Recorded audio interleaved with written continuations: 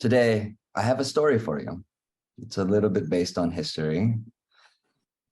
The Burmese and Thai have been in conflict stemming from religious artifacts for hundreds of years, maybe thousands. As a result, long-term, deep-seated political impact makes it difficult for normal people to get a student visa in Thailand, or even the same standards as other foreign nationals in the ranging immigration processes. Bringing it back home, I can say that I am fortunate enough to be a father. So we've hired two Burmese cousins to help with our two sons, maintaining our school at home. And after a year or so, they're in the process of building 3 languages, their own native language, English and Thai. English by preference over Thai. Hopefully, I'll take them from a total of 3 years of education, the GED, and enter university. However, there are people who need them back home in Burma, and so they told me they're only going to be here for a year. And that came out recently. There are other questions within their mind as they go about their day-to-day, and they live in a society that looks down on them. In a society where asking for help, people have become more and more shy, more and more afraid to ask people for help. More Grenjai. Should I stay a year, save, and then return to my mountain tribe to care for my beloved elderly? Or should I develop my skills to max out my monthly earnings, create an annual rotation of family members caring for our elderly and our generational homestead? In my work these days, I meet a lot of people and they don't believe it when they see an outstretched hand in front of them, ready to help. And sometimes in their eyes, I see suspicion or something else. Or what's right and good is just too hard to see. What it takes, as I reflect on my leadership path, is waking up each day and looking them in the eye, smiling when acknowledging, wishing them a good morning and a good day, explaining that as I am the oldest in the household, I am at their service as the bottom of the totem pole. I will be ground to dust as I age and pass, with each newest generation at the top, like you, Nun, and each aging person in support and love for the next, while being certain to look at the growing forest of totem poles around you, for they represent every one of the 10 billion plus living souls on this planet.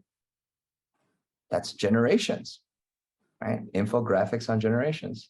That's for you, Nun. Recently, 2 more souls dropped into this situation.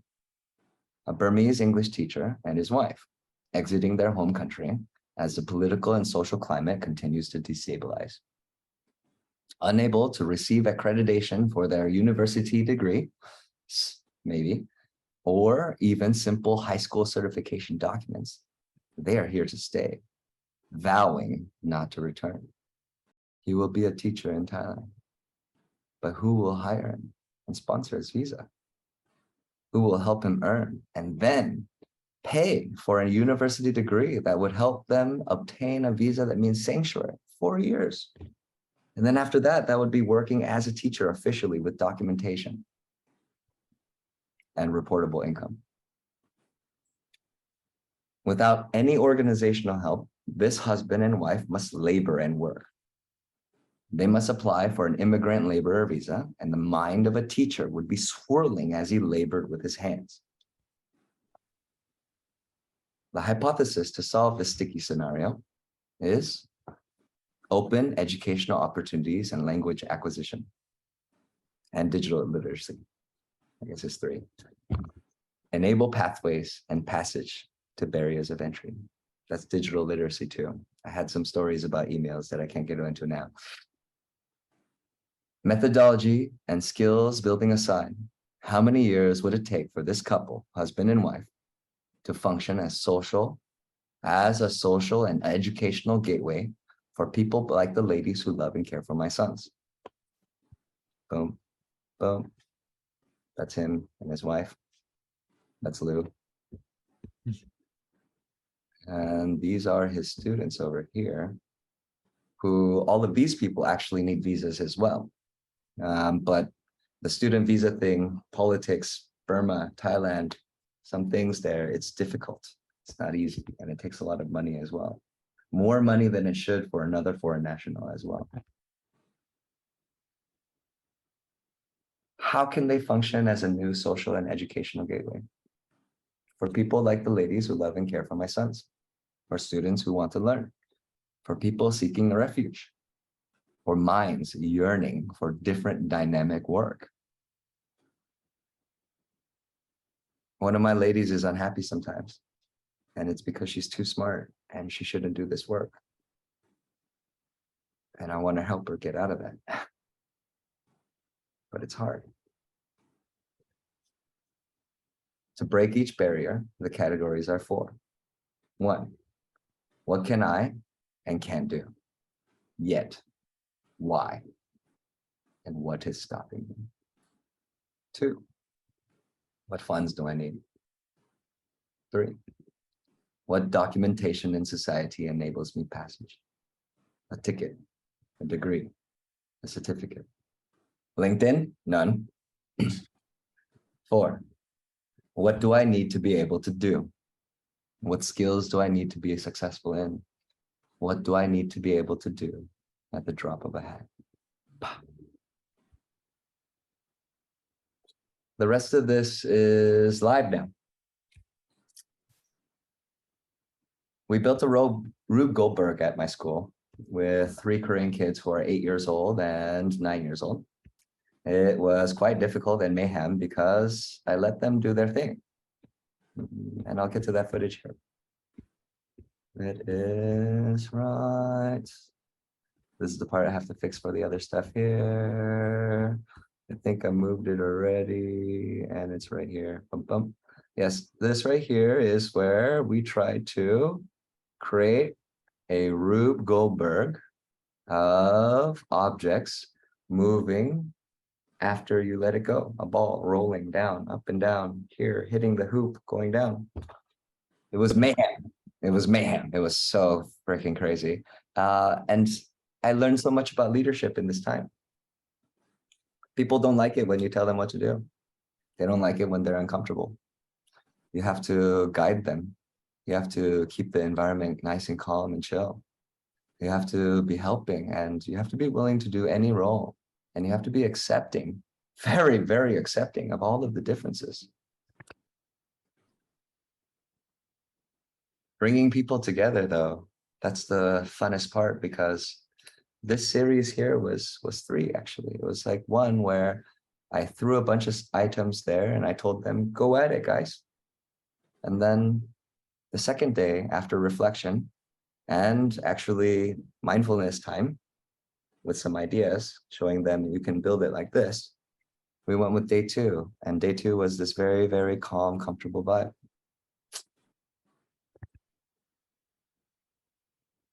So the purpose of the speech is we need funding. We can't pay much, and we need experts.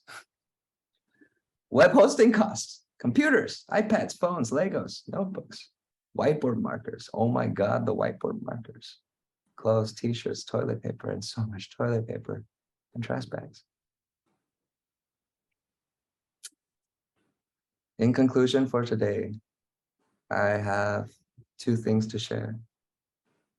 A summary and our job post. There is a chasm between people these days. What one person can do with a computer, a family struggles to find workarounds.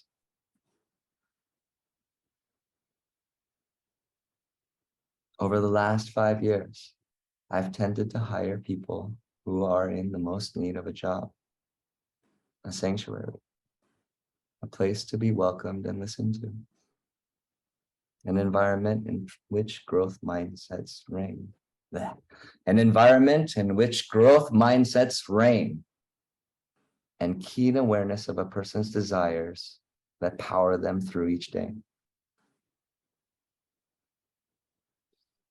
If you're sweet and kind and can tell yourself, my job is now to teach, to open doors for those daring to cross this threshold.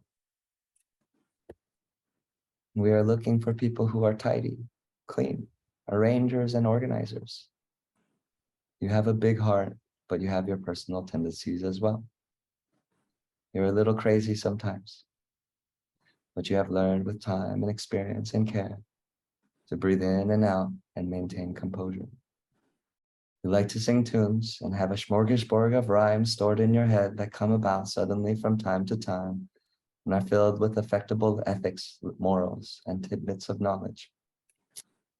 Teaching basic arithmetic, scientific concepts, and sustainability are as natural to you as teaching a child to recognize shapes in animals. You're savvy with online educational platforms and have experience adapting content relatively fluidly and with sometimes personal style.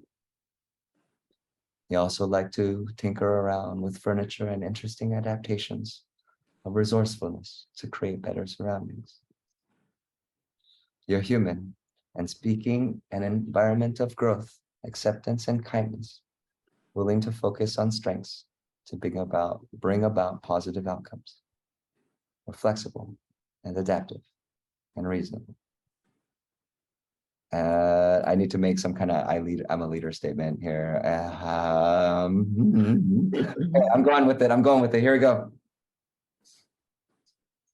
I think being a leader is being the bottom of the totem pole. It's being the person in the group who everybody hates the most. It's the guy that has to be separate from everybody else when everybody else is having fun.